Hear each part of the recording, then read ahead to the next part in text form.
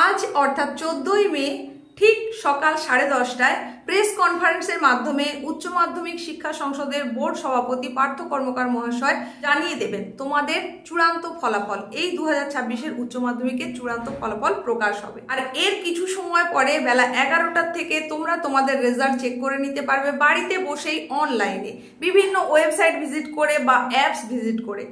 উচ্চ মাধ্যমিক শিক্ষা সংসদের তরফ থেকে সরকারি ওয়েবসাইট হিসেবে 15টা ওয়েবসাইটের উল্লেখ করা হয়েছে নোটিফিকেশনে।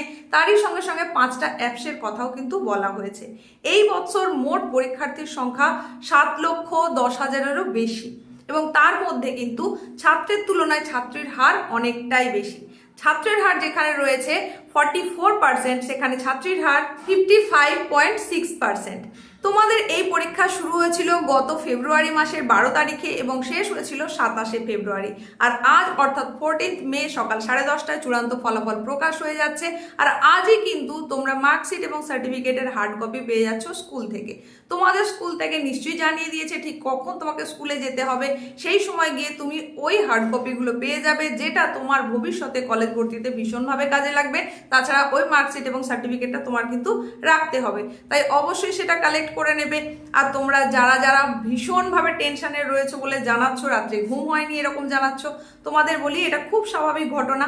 দ্বিতীয় বড় পরীক্ষা, জীবনের দ্বিতীয় বড় পরীক্ষা, স্কুল জীবনের শেষ বড় পরীক্ষা, সেটা তুমি দিয়েছো এবং তার চূড়ান্ত ফলাফল আসতে চলেছে। আর এখন তুমি চিন্তান্বিত থাকবে না, কোনো টেনশন হবে না, এটা তো হতে পারে না।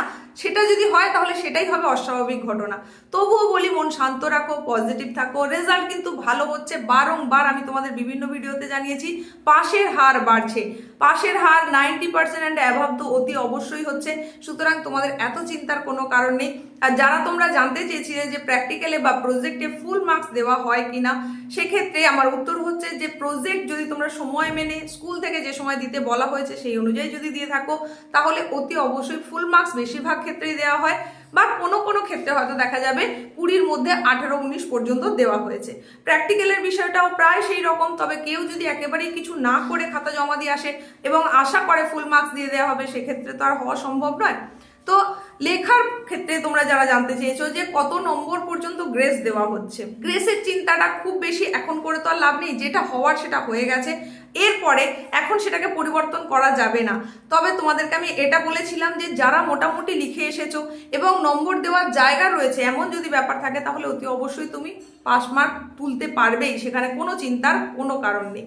যাদের 35 নম্বরের পরীক্ষা দিয়েছিলে তাদের জন্য বলেছিলাম তুমি যদি তোমার নিজের ক্ষমতায় অন্তত 8 বা 9 নম্বর তুলতে পারো তাহলে অতি অবশ্যই কিন্তু তুমি পাস করছো। আর যারা পরীক্ষা দিয়েছিলে নন প্র্যাকটিক্যাল বেসড সাবজেক্ট অর্থাৎ 40-এর পরীক্ষা দিয়েছিলে, সেক্ষেত্রেও কিন্তু এই 5-7 নম্বর কিন্তু গ্রেস অবশ্যই দেওয়া হচ্ছে। সেই কারণেই পাশের হারটা বাড়ছে, তোমাদের প্রত্যেকের জন্য অত্যন্ত সুখবর।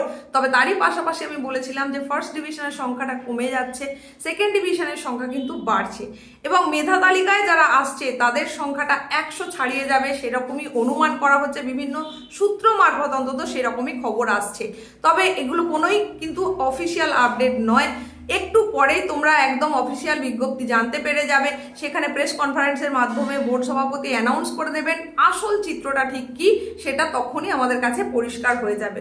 আর তোমরা বাড়িতে বসে যখন রেজাল্ট চেক করবে কিছু সময়ের জন্য সেটা একটু সমস্যা হতে পারে, কারণ অ্যাট এ টাইম সবাই চেক করবে, তো একটু অপেক্ষা করে গিয়ে তারপরে আবার চেক করে নিও। তো রেজাল্ট চেক করার পরে কিন্তু অতি অবশ্যই জানিও তোমার রেজাল্ট কেমন হয়েছে।